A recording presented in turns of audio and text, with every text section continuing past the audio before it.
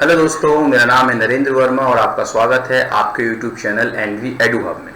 दोस्तों, जैसा कि आप जानते हैं, पिछले कुछ दिनों से हम डिस्कशन कर रहे हैं कक्षा 12वीं यूपी बोर्ड के व्यापारिक संगठन एवं पत्र व्यवहार नामक विषय पर, और इस संदर्भ में हमारी तीसरी यूनिट हम शुरू कर चुके थे। तो पिछले वीडियो में हम डिस्कस कर चुके हैं व्यवसाय प्रबंध का अर्थ और प्रबंध की अवधारणाएं। आज हम बात करने वाले हैं प्रबंध की विशेषताएं कहिए, खासियत कहिए, या लक्षण कहिए, या गुण कहिए। ठीक है, इन सब का यहाँ एक ही मतलब है, यानी कि प्रबंध में क्या क्या खासियत है, क्या क्या चीज निहित है, आज हम उसको समझेंगे। तो सबसे पहला पॉइंट यहाँ पर दिया हुआ है, प्रबंध एक प्रक्रिया है। देखिए, बहुत ध्यान से हमें ये पॉइंट समझना होगा। प्रबंध एक प्रक्रिया, यानी कि मैनेजमेंट इज अ प्रोसेस। ठीक है, किसी भी चीज को जब हम प्रक्रिया का दर्जा देते हैं तो प्रक्रिया का मतलब क्या है कि उसके कुछ ना कुछ चरण होते हैं। चरण 1, चरण 2, चरण 3, इस तरीके से कई चरणों में जाके वो प्रक्रिया पूरी होती है, तभी जाके उसे हम प्रक्रिया कह सकते हैं। ठीक है ना। एक ही बार, जैसे कि आपको मैं कहूं कि आपको आसमान में पत्थर फेंकना है, तो आप पत्थर आपके हाथ में और आप तुरंत फेंक देंगे, तो ये प्रक्रिया नहीं हुई। लेकिन अगर मैं आपसे कहूंगा कि आपको चाय बनानी है, तो वो प्रक्रिया है, उसके स्टेप बाय स्टेप आपको काम करने पड़ेंगे, एक्टिविटीज करनी पड़ेगी। तो वही बात यहाँ कही जा रही है, प्रबंध क्या है, एक प्रक्रिया है, यानी कि एक सिंगल स्ट्रोक एक्टिविटी नहीं है कि एक बार में इसको कर लें। आप स्टेप बाय स्टेप आपको तमाम क्रियाएं करनी होंगी, जिनको मिला के हम क्या नाम देते हैं, समावेशित रूप से प्रबंध। ठीक है, देखिए पढ़ते हैं यहाँ क्या लिखा हुआ है। यह प्रक्रिया उस समय तक चलती रहती है जब तक कि निर्धारित लक्ष्यों की प्राप्ति नहीं हो जाती। प्रक्रिया के रूप में इसके अंतर्गत क्या क्या आता है, प्लानिंग। देखिए, सबसे पहले प्रबंध में हम क्या करेंगे, प्लानिंग करेंगे, फिर संगठन करेंगे, फिर निर्देशन करेंगे, साथ साथ अभिप्रेरणा भी देंगे और नियंत्रण करेंगे। ये सब स्टेप लेंगे तब जाके हमारा प्रबंध कंप्लीट होता है। इसीलिए प्रबंध को क्या कहा गया है कि प्रबंध एक प्रक्रिया है। ठीक है ना। चलिए आगे बढ़ते हैं। अगला जो पॉइंट है वो क्या है, प्रबंध उद्देश्य पूरक प्रक्रिया है। बहुत ध्यान से समझिएगा इसको, उद्देश्य पूर्वक, यानी गोल ओरिएंटेड प्रोसेस। यानी ये प्रोसेस तो है, प्रक्रिया तो है, लेकिन कैसी प्रक्रिया है, उद्देश्य पूरक। अब क्या मतलब हुआ इस उद्देश्य पूरक की, आप मुझे बताइए। जब तक किसी संस्था का कोई उद्देश्य नहीं होगा, तब तक उस संस्था को चलाने का या उसे सुनियोजित ढंग से चलाने का कोई औचित्य है? बिल्कुल नहीं। कोई भी संस्था हो, उस संस्था का कोई ना कोई उद्देश्य जरूर होता है, जिस उद्देश्य की प्राप्ति के लिए वो संस्था कार्य करती है। और प्रबंध क्या करता है, उन उद्देश्यों की प्राप्ति में मदद करता है कि आप आसानी से निश्चित समय अंतराल के अंदर अंदर अपने उद्देश्यों को प्राप्त कर पाए। ठीक है ना। तो प्रबंध यानी कि क्यों किया जाता है, उद्देश्यों की प्राप्ति के लिए किया जाता है, जाहिर सी बात है। इसीलिए प्रबंध को क्या कहा गया है, प्रबंध उद्देश्य पूरक प्रक्रिया है। पढ़ते हैं, देखिए इसके बारे में। प्रबंध संस्था के लक्ष्यों की प्राप्ति का एक साधन है, जैसे कि मैंने आपको बताया, ना कि स्वयं में कोई लक्ष्य। इसका अपने आप में कोई लक्ष्य नहीं है। लक्ष्य तो संस्था ने जो निर्धारित किया उनकी प्राप्ति करना है, और ये हर संस्था के अलग अलग उद्देश्य हो सकते हैं। ठीक है, किसी संस्था का उद्देश्य है कि उन्हें विश्व में नंबर 1 संस्था बनना है। किसी संस्था का उद्देश्य हो सकता है कि भाई उन्हें 50% अभी उनका मार्केट शेयर है, उन्हें 70% मार्केट शेयर उस प्रोडक्ट में गेन करना है। एक संस्था का लक्ष्य हो सकता है कि भाई उनकी पिछले साल जो बिक्री थी उससे 10% उनको बढ़ाना है। तो अलग अलग उद्देश्य हो सकते हैं। तो जिस भी संस्था की हम बात करें, उसके उद्देश्यों की प्राप्ति के लिए जितने भी कार्य किए जाते हैं ताकि वो उद्देश्य अच्छे ढंग से समय अंतराल के अंदर प्राप्त हो जाए, उसको हम प्रबंध कहते हैं।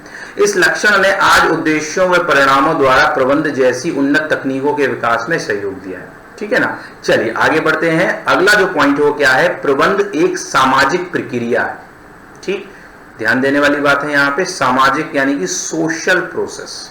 ठीक, जैसा कि आप जानते हैं कि एक अकेले व्यक्ति के लिए प्रबंध की जरूरत नहीं होती।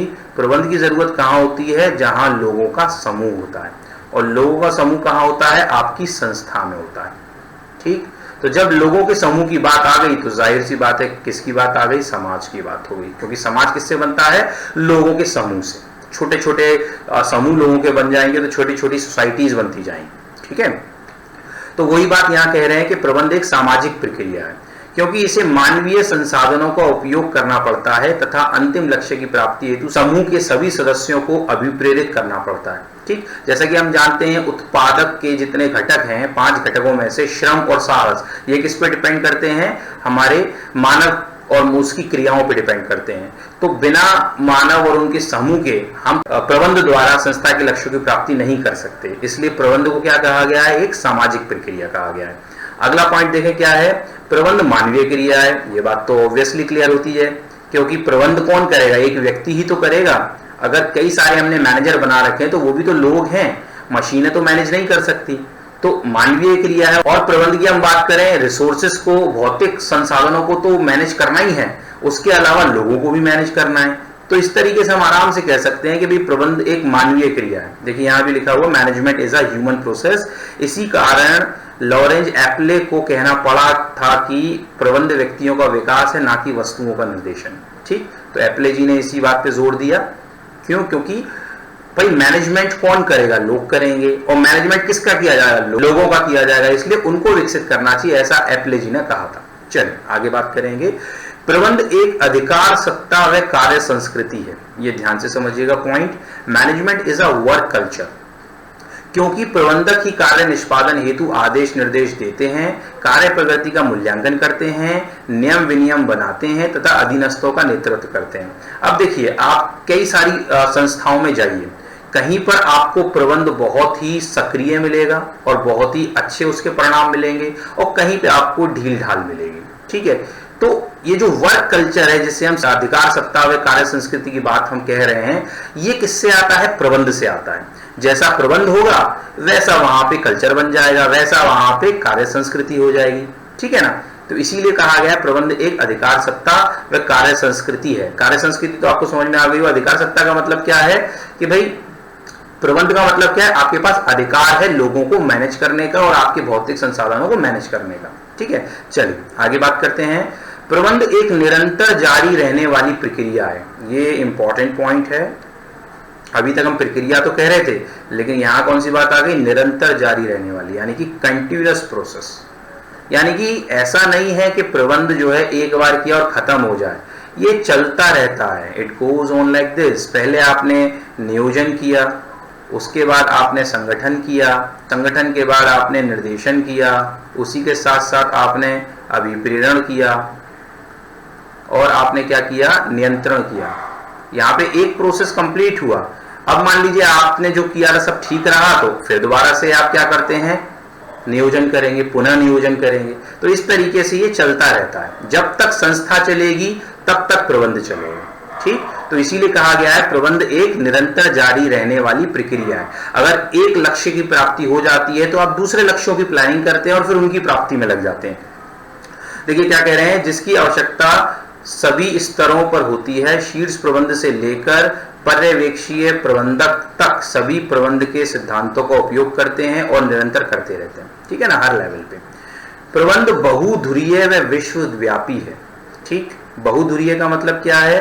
कि मल्टी डिसिप्लिनरी है, यानी कि इसमें बहुत सारी एक्टिविटीज आ जाती हैं प्रबंध से संबंधित। ठीक है, आगे जाके आप पढ़ेंगे तो प्रबंध की कई सारी ब्रांचेस हो जाती हैं। ठीक, जैसे कि एक ब्रांच हुई इसकी वित्तीय प्रबंध। अब यहाँ पे पैसे की बात हो गई, पैसे को मैनेज करना है। एक ब्रांच हो गई इसकी क्रय प्रबंध। ठीक है, अब आप जो है अपने क्रय वाले कार्य को मैनेज कीजिए। एक ब्रांच हो गई विक्रय प्रबंध, एक ब्रांच हो गई विपणन प्रबंध। इस तरीके से कई सारी ब्रांचेस हो सकती हैं, इसलिए कहा गया ये बहुधुरीय है। ठीक है ना? और क्या कहा गया? विश्वव्यापी, यानी कि हर जगह है। आपको हर संस्था में, पूरे विश्व में प्रबंध जरूर मिलेगा। तो ये कह रहे हैं पीटर ड्रकर साहब, प्रबंध प्रारंभ से ही बहुधुरीय रहा है तथा रहेगा, एवं प्रबंधकीय प्रक्रिया सभी कार्यों, संस्थाओं एवं देशों में व्याप्त है। प्रबंध के सिद्धांत सार्वभौमिक उपयोगिता के सिद्धांत है। ठीक है ना? हर जगह आपको मैनेजमेंट मिलेगा, चाहे अपने विद्यालय में देख लीजिए, किसी अस्पताल में देख लीजिए, किसी पेट्रोल पंप पे देख लीजिए, या किसी शादी विवाह के कार्यक्रम में देख लीजिए, वहां आपको प्रबंध जरूर मिलेगा। कहीं अच्छा, कहीं चरमराता हुआ, कहीं बहुत अच्छा, लेकिन प्रबंध मौजूद रहता है वहां। ठीक है, चलिए आगे बढ़ते हैं। अगला जो पॉइंट है इस संदर्भ में वो क्या है? प्रबंध एक कला व विज्ञान दोनों है। देखिए अगेन इंपॉर्टेंट पॉइंट है। ये अक्सर पूछा जाता है क्या प्रबंध कला है, क्या विज्ञान है, तो यहाँ बात कही जा रही है दोनों है, यानी कि it is both art and science. कैसे? प्रबंध का वैज्ञानिक पक्ष सिद्धांतों एवं नियमों का विकास करना तथा कला पक्ष उन प्रयासों एवं को व्यवहारिक तौर पर लागू करना। अब देखिए कैसे, हमने आपको बताया था पहले पिछले वीडियोस में कि प्रबंध भी क्या है, एक तरह की पढ़ाई है, एक स्ट्रीम है, यानी कि इसको भी हमने क्या कहा था, एक डिसिप्लिन है, यानी कि एक विधा है। तो ये जो विधा है इसके अंदर क्या होगा, प्रबंध के सिद्धांत होंगे, विद्वानों ने दिए हैं, बहुत सारे उन्होंने एक्सपेरिमेंट किए, रिसर्च किए, तब जाके वो सिद्धांत आए, उनकी स्टडी करना, उन नियमों को समझना, ठीक है। उसको हम बात करें तो उस तौर पे प्रबंध क्या कहलाता है, एक विज्ञान हो जाता है, क्योंकि विज्ञान में हम क्या करते हैं, नियम और सिद्धांत पढ़ते हैं जिसके पीछे कोई ना कोई रीजनिंग हो, ठीक है। लेकिन जब प्रबंध इन सारे नियमों को हम अप्लाई करते हैं, किसके द्वारा किया जाएगा, किसी प्रबंधक द्वारा किया जाएगा। तो जब उसे अप्लाई करता है प्रबंधक, यानी कि उसको धरातल पे उतारता है इतने इन सब चीजों को, ठीक है, तब वो किसका रूप ले लेती है, कला का। क्यों? क्योंकि कई सारे प्रबंधक एक तरीके से काम नहीं करते, हर प्रबंधक का अपना काम करने का अलग तरीका होगा। प्रबंध एक ही है लेकिन काम करने के तरीके अलग अलग हैं, इसीलिए उसको क्या नाम दिया गया है, कला। जिस तरीके से डांस की हम बात करें, डांस का एक कोई भी फॉर्म निश्चित है, ठीक है, जैसे भरतनाट्यम की हम बात करें, लेकिन जो अलग अलग डांसर उसे जब परफॉर्म करेंगे तो उसमें कुछ ना कुछ डिफरेंस आपको नजर आएगा। इसको इस तरीके से भी ले सकते हैं कि टीचिंग यानी कि पढ़ाना, ये एक स्टडी हो सकती है कि भी पढ़ाया कैसे जाता है, हमने सीख लिया, एक कोर्स चलता है इसके लिए बीएड का, लेकिन कौन सा शिक्षक किस तरीके से पढ़ा रहा है वो सबकी अपनी अपनी क्या होती है, कला होती है, ठीक है ना। इसी तरीके से प्रबंधक की अपनी अपनी कला होती है और इसी वजह से इसे कहा गया है प्रबंधकों की एक कला एवं विज्ञान दोनों है, ठीक है ना। चलिए आगे बढ़ते हैं। प्रबंध एक पेशा है, जैसे कि हमने आपसे कहा कि ये एक विधा है, अगर आप इसकी स्टडी करते हैं तो आप क्या बन जाएंगे, प्रबंधक बन जाएंगे। इसकी स्टडीज हमने आपको बताया था, एमबीए कर सकते हैं, एमसीए कर सकते हैं, बीबीए कर सकते हैं, बीसीए कर सकते हैं, बीबीएम कर सकते हैं, और भी बहुत सारे कोर्सेज होते हैं, ठीक है ना। तो वो सब कोर्सेज किससे जुड़े हुए हैं, प्रबंध से। आप ये सारे कोर्सेज करेंगे और एक सक्सेसफुल और एफिशिएंट क्या बनेंगे, आप मैनेजर बनेंगे, ठीक है। तो वही बात यहाँ कही गई है, प्रबंध एक पेशा है। प्रबंध पद क्रम स्वामित्व अथवा उद्यमिता से पृथक है, यह एक प्रोफेशन या पेशा है और प्रबंधक पेशेवर व्यक्ति है जो प्रबंध के कार्य को करता है। कई बार ऐसा भी होता है कि संस्था का जो स्वामी है वो अलग है और उसने अपनी संस्था को चलाने के लिए एक प्रबंधक नियुक्त कर रखा है जो अपने काम में दक्ष है, ठीक है ना। तो ये प्रोफेशन हो गया। चलिए खैर आगे बढ़ते हैं। प्रबंध एक अदृश्य कौशल है, कौशल यानी कि स्किल हो गई, अदृश्य यानी कि इनविजिबल, जिसे आप देख नहीं सकते। अब प्रबंध ऐसी चीज है जिसको आप देख नहीं सकते, केवल महसूस कर सकते हैं, ठीक है ना। जैसे कि आप किसी अस्पताल में गए, वहां साफ सफाई है, सारे लोग अपनी जगह पे बैठे हुए हैं, आपसे बहुत तहजीब से बात कर रहे हैं, हर चीज की वहां पर जो है उपलब्धता है, आपको जरा सी भी परेशानी नहीं हुई, आपको बहुत सुविधाजनक वहां पे जाके लगा, तो आप कह सकते हैं कि वहां का मैनेजमेंट बहुत अच्छा था, वहां का प्रबंध बहुत अच्छा था, ठीक है ना। तो आप उसे छू के तो नहीं देख पाए, आप केवल उसे महसूस कर सकते हैं, एक्सपीरियंस कर सकते हैं, उसका अनुभव ले सकते हैं। वही बात यहाँ कही गई है, जो साधनों के श्रेष्ठतम उपयोग में सहयोग देता है, इसका स्पष्ट दर्शन उस समय होता है जबकि एक प्रबंधक का स्थान दूसरा प्रबंधक ग्रहण कर लेता है अथवा जब प्रबंधकीय दृष्टिकोण में परिवर्तन हो जाता है और परिणामत संस्था की कायापलट हो जाती है। इन्होंने बहुत अच्छी बात कही है। इन्होंने कहा है, जैसे कि मैंने उदाहरण दिया आपको कि आप किसी अस्पताल में गए, आप वहां से एक अनुभव लेके आए कि कितना अच्छा मैनेजमेंट है, दूसरी बार आप गए तो आपको उल्टा पुल्टा सब मिला, ना साफ सफाई थी, ना लोग अच्छे से बात कर रहे थे। तब आपने थोड़ी जांच पड़ताल की तो आपको पता लगा कि इसके प्रबंधक बदल गए।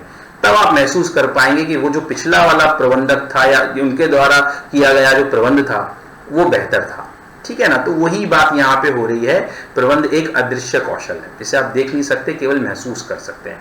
अगली बात यहाँ पर आ रही है, प्रबंध गत्यात्मक है। अब देखिए गत्यात्मक का क्या मतलब है, जरा समझने की कोशिश करते हैं। अंग्रेजी में इसे कहते हैं हम डायनेमिक। डायनेमिक ऐसी चीज होती है जो हमेशा क्या रहे, बदलता रहे, जिसमें बदलाव समय के अनुसार आते रहे, ठीक है। क्योंकि कला एवं विज्ञान गत्यात्मक है, यह पर्यावरण को तथा पर्यावरण से बदल रहा है। यानी कि देखिए कोई भी व्यवसाय है वो कहाँ पे किया जाता है, वातावरण में किया जाता है, ठीक। तो अगर ये हम व्यवसाय कर रहे हैं ये हमारा बिजनेस है, तो इसके चारों तरफ एक वातावरण है जो क्या कर रहा है, इस व्यवसाय को प्रभावित कर रहा है। तो जब ये व्यवसाय प्रभावित होगा तो जाहिर सी बात है हमारा जो प्रबंध है वो भी प्रभावित होगा। ठीक है, इसीलिए कहा गया है प्रबंध क्या है, गत्यात्मक है, इसमें बदलाव आते रहते हैं। प्रबंध प्रक्रिया अप्रतिस्थानापन्न साधन है, यानी कि नॉन सब्स्टिट्यूटेबल है, यानी कि आप इसे किसी दूसरी चीज से रिप्लेस नहीं कर सकते। यानी कि आप मैनेजमेंट हटा के कुछ मशीन लगा दो, कुछ कर दो, ऐसा तो ऐसा नहीं हो सकता।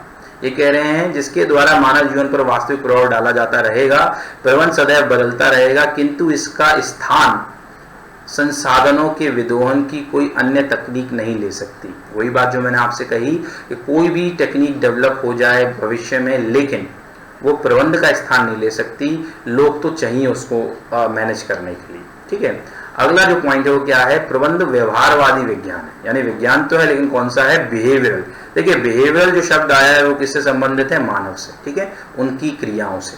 तो ये कह रहे हैं कि जिसका उपयोग सभी मानवीय क्रिया क्षेत्रों में किया जा सकता हो, इसका सार तत्व जानने में नहीं वरन करने में है, इसकी कसौटी तर्क नहीं वरन परिणाम है। ठीक है, तो बिहेवियरल साइंस है कि आप इसे व्यवहार में लेके आए। अगला जो लास्ट पॉइंट है इसमें वो है प्रबंध के अन्य लक्षण, यानी कि और भी बहुत सारे फीचर्स हैं। कैसे फीचर है भाई, ये बता रहे हैं, इसका विकास विस्तार औद्योगिकरण की देन है। बिल्कुल सही बात है, अगर इंडस्ट्रियलाइजेशन नहीं होगा, संस्थाएं और नहीं खुलेंगी, तो फिर प्रबंध भी विकसित नहीं हो पाएगा, नई नई तकनीक की हमें जानकारी नहीं मिलेगी। यह समन्वयन की दिशा में एक प्रयास है। बिल्कुल सही बात है कि भाई जो कोऑर्डिनेशन हमें अपनी संस्था में बनाए रखना होता है, उसके लिए प्रयास है। प्रबंधक उत्प्रेरक वातावरण का सृजन करता है। ठीक, यानी कि लोग काम कैसे करें, उनके अंदर काम करने की एनर्जी कैसे आए, उसका क्या है, सृजनकर्ता कौन है, प्रबंध। क्योंकि प्रबंधक को क्या करना होता है, अभिप्रेरण भी देना होता है। नेक्स्ट है, जो प्रबंध का कार्य करते हैं उनका व्यवसाय का स्वामी होना आवश्यक नहीं होता। ये मैं आपको पहले ही बता चुका हूं। हो सकता है कि जो स्वामी है वही प्रबंधक का काम कर रहा है, बट हर बार ऐसा जरूरी नहीं है। बड़ी कंपनीज में आप देखें तो जो स्वामी होते हैं वो अपनी संस्थाओं को चलाने के लिए मैनेजर्स अलग रखते हैं और कई तरह के मैनेजर्स रखते हैं। प्रबंध में कुशलता व गुणवत्ता लाना भी इसकी उल्लेखनीय विशेषता है। ठीक है ना, प्रबंध में हमेशा कोशिश ये की जाती है कि कुशलता लाई जाए और गुणवत्ता लाई जाए, तो ये भी एक इसकी विशेषता है। तो इस तरीके से हमने प्रबंध की कुछ मुख्य विशेषताओं के बारे में चर्चा की। उम्मीद है आपको समझ में आ गया होगा। अब हम अगले टॉपिक की तरफ बढ़ रहे हैं। बहुत छोटा सा टॉपिक है, प्रबंध की सीमा।